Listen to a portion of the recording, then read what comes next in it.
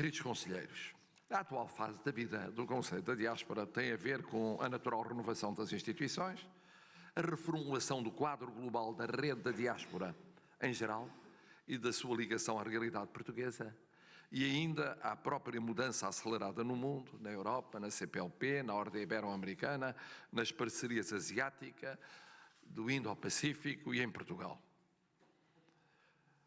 Disto tudo, acabei de o dizer, falou em primeiro lugar esta manhã o Sr. Ministro dos Negócios Estrangeiros com a autoridade própria de liderar no terreno a concretização da nossa política externa, que é una e que engloba todos os órgãos de soberania. Mas também o Sr. Ministro da Economia e do Mar, o Sr. Governador do Banco de Portugal e também, numa perspectiva geopolítica inicial, o próprio Dr. Durão Barroso, que se completaram com intervenções que acabaram por converter esta sessão numa sessão particularmente interessante e motivadora na fase que vivemos da vida nacional e internacional. Não obstante, eu sublinharia alguns traços das três razões do momento vivido neste Conselho e, para além dele, nos próximos 3 a 4 anos. Ou seja, período que corresponde sensivelmente ao mandato presidencial e à legislatura parlamentar e governamental. Primeiro sublinhado, com mais de uma década, ou melhor, celebrando agora uma década, mas concebido antes do início dessa década, aliás notável, o Conselho da Diáspora exigia renovação, alargamento de áreas e membros, ajustamento às diásporas que têm vindo a enriquecer-se com migrações e gerações diversas. Uso de novos meios, diferente conexão, uma diplomacia que ela própria é variada e mais sofisticada. E uma preocupação, que estrategicamente foi afirmada e está a ser concretizada, de maior entrosamento com o Governo e com a Assembleia da República. Esse é o processo que arrancou, mas tem muito caminho a fazer, e no qual a sabedoria do Presidente Durão Barroso e a proatividade do Presidente Calçada de Sá serão sempre essenciais. Segundo sublinhado, em simultâneo com esta mudança, também o Conselho das Comunidades, aqui presente e que saúdo, na pessoa do seu Presidente, se encontra a um passo de alterações orgânicas, funcionais e substanciais, assim retirando lições de uma já longa experiência. E as outras instituições ligadas à diáspora, câmaras económicas, associações, fundações representativas, clubes e outras organizações de diversa índole, buscam soluções mais flexíveis, cooperativas e de escala mais frutífera.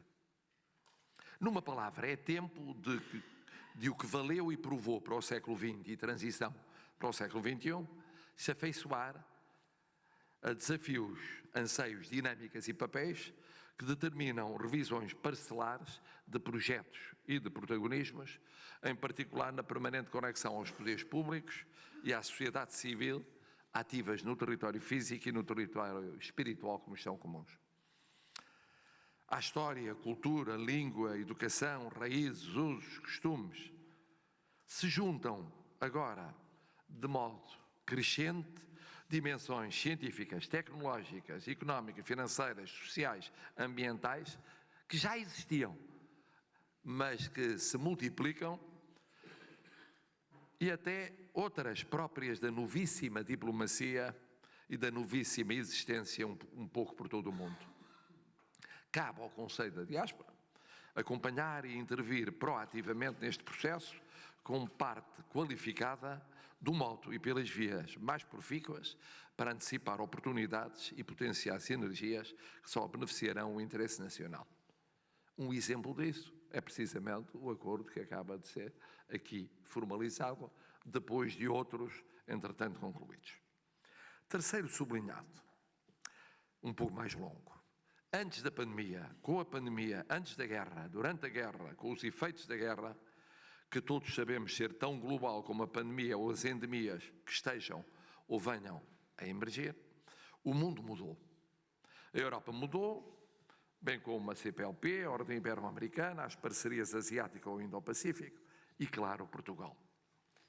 É prematuro falar em nova ordem internacional, Mas não é prematuro dizer que a guerra confirmou tendências anteriores. Paragem ou crise na globalização e em algum multilateralismo já questionado no clima, na pandemia, na energia, nas organizações internacionais, com mais unilateralismo, mais bilateralismo agora e mais protecionismo. É recordar, aliás, o período da administração Trump, em que essa viragem parcelar começou a efetivar-se. A guerra confirmou também a balança de poderes antes esboçada, mas não totalmente visível, com os Estados Unidos da América afirmando-se como a única grande potência global, a regressar a todos os continentes. Veremos por quanto tempo e como. A Federação Russa a confirmar-se como mera potência regional, já não global. É certo que ativa em áreas vizinhas ou próximas, mas em corrida contra o tempo, num consulado irrepetível e com fragilidades económicas e militares suspeitadas ou sabidas, mas agora expostas num confronto que não a mera ciberdefesa ou a ação indireta sobre sistemas políticos e económicos e sociais vizinhos. A China, francamente mal sucedida na pandemia e na recuperação económica, a tentar ganhar novo fôlego para a sua expansão. Em todo o caso, expansão predominantemente económica para a potência global. E procura novos aliados, como é o caso muito recente de países significativos do mundo árabe. A Índia, forte no seu potencial, mas com debilidades internas e cuidadosa na sua afirmação geoestratégica. Outras ditas potências emergentes, em África ou na América Latina, a terem de resolver primeiro questões internas antes de se poderem afirmar um dia como tais. A Europa, sendo o que quiser ser, só dependendo dela própria e do seu bom senso. Primeiro, na fundamental relação com os Estados Unidos da América, inseparável do sonho complexo de uma defesa comum. Sabemos, até pela experiência da guerra, sempre subalterna em relação aos Estados Unidos da América. Em segundo lugar, na constante luta pela sua unidade, sabendo da inviabilidade da revisão dos tratados. Em terceiro lugar, na gestão do alargamento, para que não seja lose-lose, em vez de win-win, como todos desejaríamos. Depois, na sua recuperação económica, que tem sido lenta. E, sobretudo, na urgente revitalização de sistemas políticos, sociais e económicos internos obsoletos e permeáveis a erupções inorgânicas, antissistémicas, alguns dirão populistas. Isto em anos eleitorais e com lideranças de afirmação, no mínimo, interpolada ou intermitente. Finalmente, na compreensão de outros continentes, a começar no africano, de que tanto depende e vezes demais ignora, como se tem visto, infelizmente, ultimamente, no centro da África e no Sahel. Na relação com o mundo latino-americano, que tanto minimiza, veja-se o caso do acordo com o Mercosul. Ou o asiático ao Pacífico, que tanto corteja sem nunca levar a sério o que começa e deixa a meio. A Europa, que ainda assim é, se quiser ser, crucial para o mundo e para os próprios Estados Unidos da América, em eras, aqui hoje, aliás, muito bem apontadas de basculamento a leste, mas também de riscos de fechamento. E este é um risco dramático para a Europa. Se fechar sobre si própria por causa dos anos de conflito que não se afirma de curta duração, recuperará dificilmente a abertura fundamental ao mundo. Mas o mundo mudou mais do que na geopolítica. É verdade que na geopolítica tivemos uma confirmação, a de que as autocracias ou autoritarismos falham. Mesmo os mais poderosos falharam na pandemia, falharam na recuperação económica e falham na guerra. Falham mais do que as democracias, mesmo as mais fragilizadas. O mundo, entretanto, mudou no ambiente na demografia, na saúde, na educação, na ciência, na tecnologia, na energia, na economia, nas finanças, nos novos fatores de instabilização de sistemas e estruturas clássicas. E entrou e não sairá de processos cada vez mais rápidos de inovação e de disrupção. Ora, o reformismo ancestral acomoda-se tarde e mal a esta realidade. As clivagens geracionais somam-se às outras e os novíssimos excluídos aditam-se aos antigos e aos novos. Não é tanto como gostam de afirmar os ultrapessimistas, senadores hoje e que foram jovens atores pioneiros de outras eras, um mundo perdido a caminho da catástrofe inexorável. Não, é apenas um mundo muito diverso.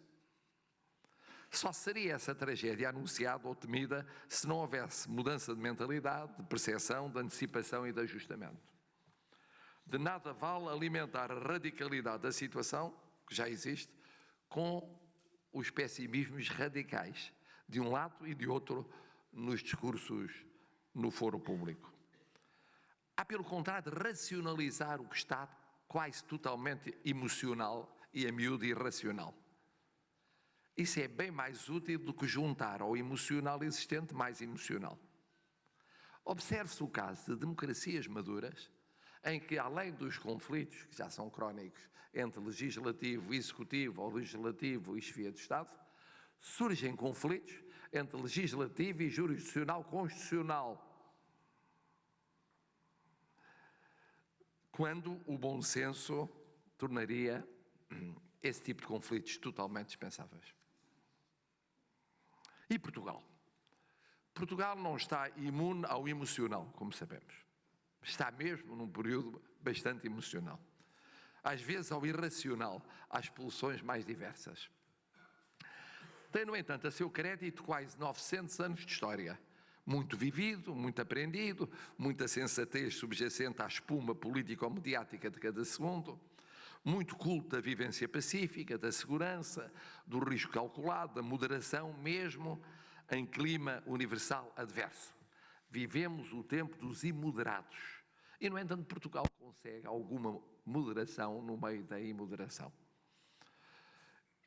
Isso lhe tem trazido, de novo, neste tempo de guerra, unilateralismo e bilateralismo, um papel reforçado e único, que, aliás, corresponde à sua vocação multilateral, desde o século XV, como plataforma entre oceanos, continentes, culturas e civilizações. E com ela, poderosa diáspora, apreciável capacidade de inclusão para além de complexos e traumas antigos, facilidade de valorização de alguns recursos humanos, apetências seletivas para o novo no digital e no energético. E, adicionalmente, nestes 2021 e 2022, turismo e investimento externo, fugindo dos focos de instabilidade e de insegurança. Mas, por igual, o tem limitado esta forma de ser no risco, na ruptura se necessária, na reinvenção institucional, no uso pleno dos seus recursos humanos, no ousar transformação, ademais, numa sociedade envelhecida, ainda com uma ampla mancha de pobreza, o risco dela e assimetrias pessoais, sociais e territoriais.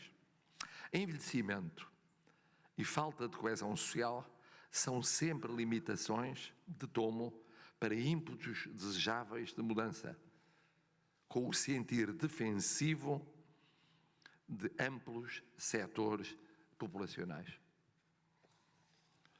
Setores esses, aliás, é acréscimo esperando do Estado, leia-se dos poderes públicos, o que se habituou a esperar, pelo menos desde os séculos XIV e XV, sendo nós das primeiras monarquias absolutas da Europa e das últimas a deixarmos de o ser. E nunca deixou de esperar, ou esperou ainda, no século XX e não resiste a esperar no século XXI. Pelo menos nos que se encontram acima das 5 décadas de vida.